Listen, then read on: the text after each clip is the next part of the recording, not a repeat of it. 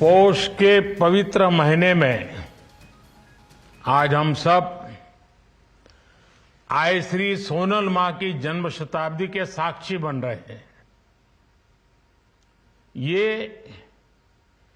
आई श्री सोनल मां का आशीर्वाद है कि मुझे इस पुनीत आयोजन से जुड़ने का सौभाग्य मिल रहा है।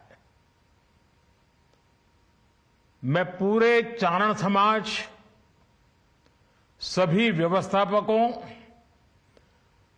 और सोनल मां के सभी भक्तों को बहुत बहुत अभिनंदन करता हूं।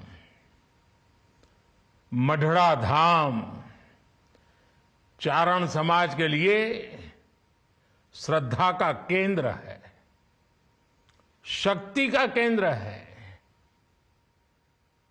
संस्कार परंपरा का केंद्र है। मैं आई के श्री चरणों में अपनी उपस्थिति दर्ज कराता हूं, उन्हें प्रणाम करता हूं। मेरे परिवारजनों, जन्म शताब्दी के इस 3 दिवसीय महोत्सव के बीच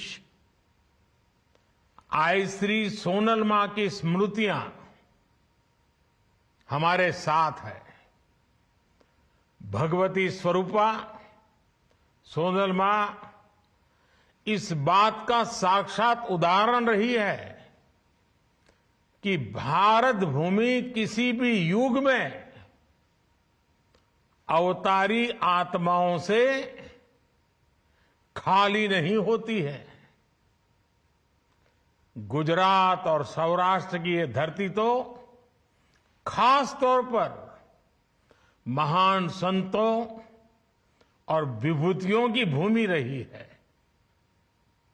कितने ही संत और महान आत्माओं ने इस क्षेत्र में पूरी मानवता के लिए अपना प्रकाश बिखेरा है। पवित्र गिरनार तो साक्षात भगवान दत्तात्रेय और अनगिनत संतों का स्थान रहा है। सौराष्ट्र की सनातन संत परंपरा में श्री सोनल मां आधुनिक युग के लिए प्रकाश स्तंभ की तरह थी। उनकी आध्यात्मिक ऊर्जा, उनकी मानवीय शिक्षाएं, उनकी तपस्या, इससे उनके व्यक्तित्व में एक अद्भुत दैवीय आकर्षण पैदा होता था। उसकी अनुभूति आज भी जूनागढ़ और मढ़ड़ा के सोनल धाम में की जा सकती है। भाइयों बहनों, सोनल मां का पूरा जीवन जन कल्याण के लिए, देश और धर्म की सेवा के लिए समर्पित रहा।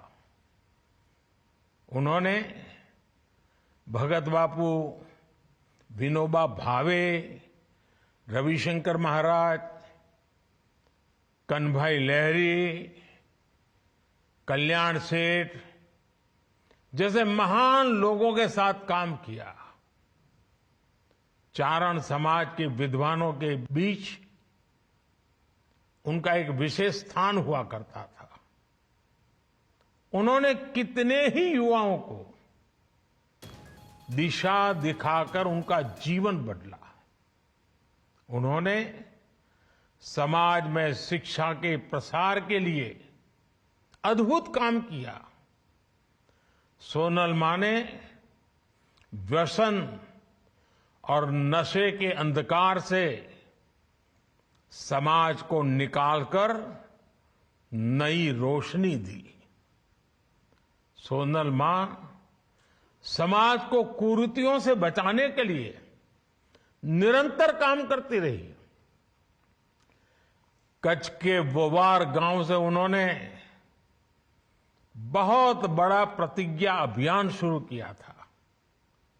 उन्होंने परिश्रम करके आत्मनिर्भर बनने पर हर किसी को सीख दी थी और उस पर जोर दिया था।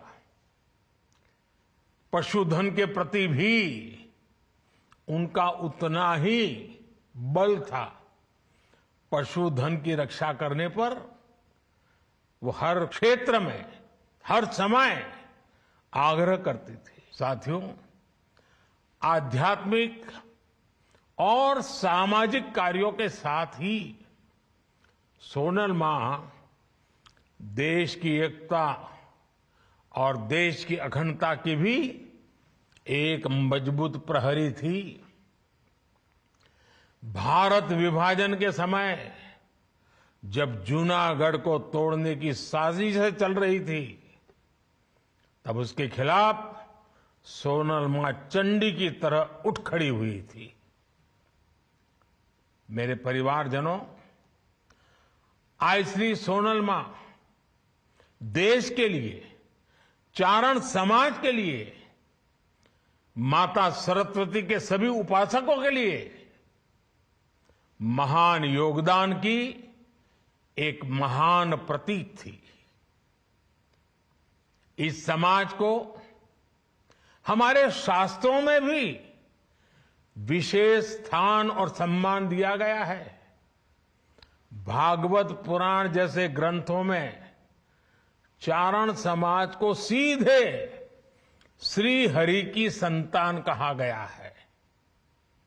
इस समाज पर मां सरस्वती का विशेष आशीर्वाद भी रहा है और इसलिए इस समाज में एक से एक विद्वानों की परंपरा अविरत चलती रही है। पूज्य ठारण बापू, पूज्य ईसरदास जी, पिंगళ बापू, पूज्य काग बापू, मेरुभा बापू, शंकरदान बापू, शंभुदान जी, भजनीक नारायण स्वामी, हेमूबाई गढ़वी, पद्मश्री कबीरदास और पद्मश्री भिखुदान भाई गढ़वी, ऐसे कितने ही व्यक्तित्व चारण समाज के विचारों को समृद्ध करते रहे हैं। विशाल चारण साहित्य आज भी इस महान परंपरा का प्रमाण है। देशभक्ति के गीत हो या आध्यात्मिक उपदेश हो, चारण साहित्य ने सदियों से इसमें अहम भूमिका निभाई है। श्री सोनल मां की ओजस्वी वाणी खुद इसका एक बहुत बड़ा उदाहरण रही है। उन्हें पारंपरिक पद्धति से कभी शिक्षा नहीं मिली, लेकिन संस्कृत भाषा, उस पर भी उनकी अद्भुत पकड़ थी। शास्त्रों का उन्हें गहराई से ज्ञान प्राप्त था। तो पीएम मोदी को भी आप सुन रहे थे। सोनल मां आधुनिक युग का प्रकाश स्तंभ, ये कहते हुए पीएम मोदी इस वक्त